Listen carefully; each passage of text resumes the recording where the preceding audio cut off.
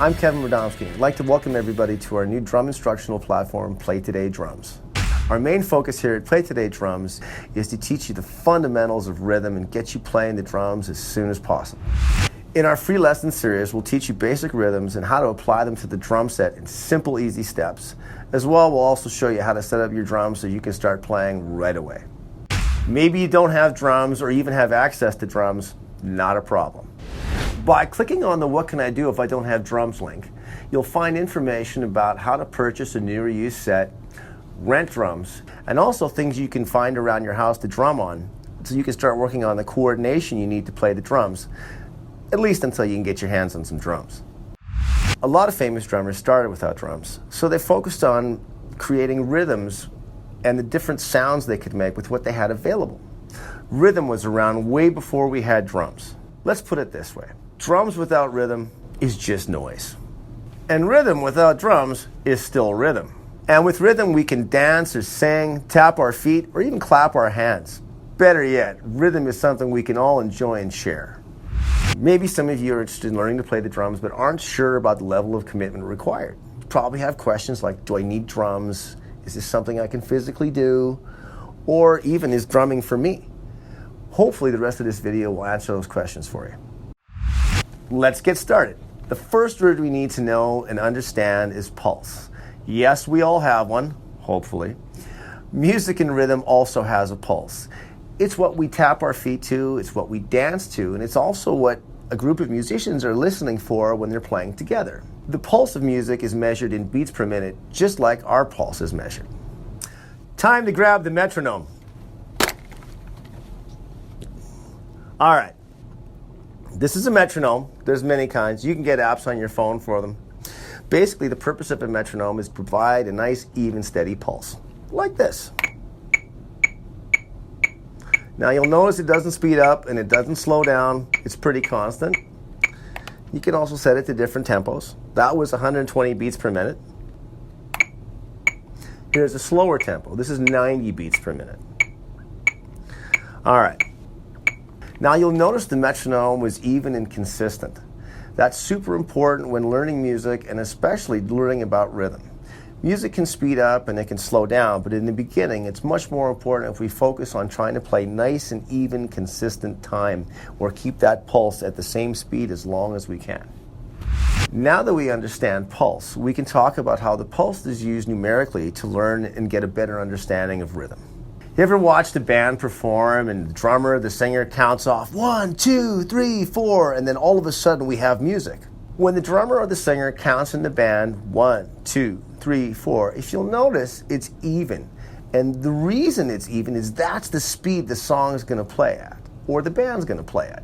So basically when you're counting 1, 2, 3, 4, that's the speed the song's going to play at. We can refer to the speed of the song in a musical term called tempo. The tempo is the speed at which the song is to be played at. Let's grab the metronome again. Here's what a tempo of 120 beats per minute sounds like.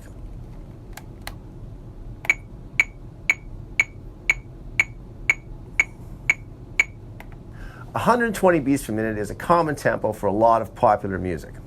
Here's what 90 beats per minute sounds like.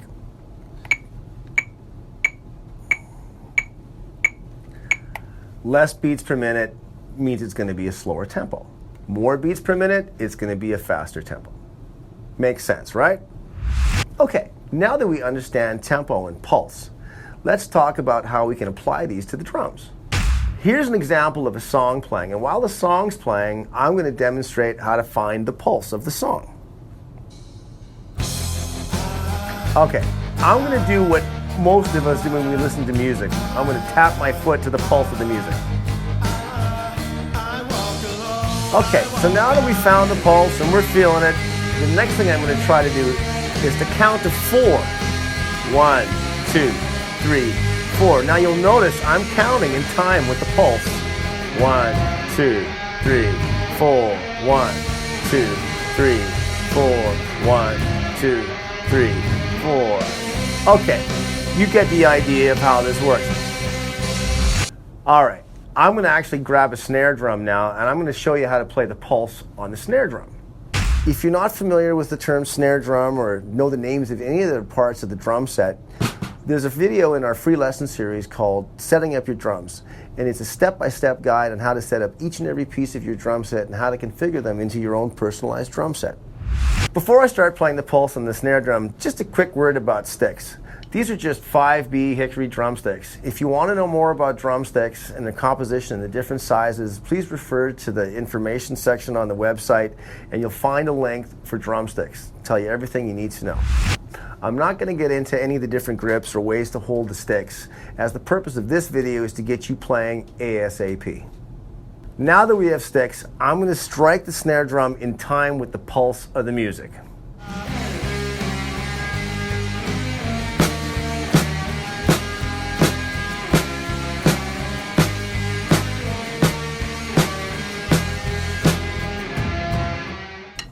Let's do it again. This time I'm going to count too. 1, 2, 3,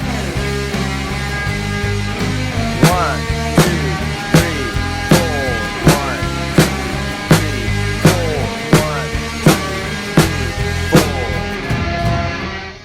Now you'll notice I was only using one hand because I wanted to keep it simple. If you're right-handed, try it with your right hand first. If you're left-handed, try it with your left hand. If you don't have drums, you can just use your leg. 1, 2, 3, 4, 1, 2, 3, 4, 1, 2, 3, 4. All right, now you could also try both hands at the same time, or you could even try alternating your hands, right, left, right, left. Or if you're left-handed, you'd use your left hand and maybe go left, right, left, right. 1, 2, 3, 4, 1, 2, 3. Left-handed, 1, 2, 3. Now I'm going to alternate my hands. 1, 2, 3, 4, 1.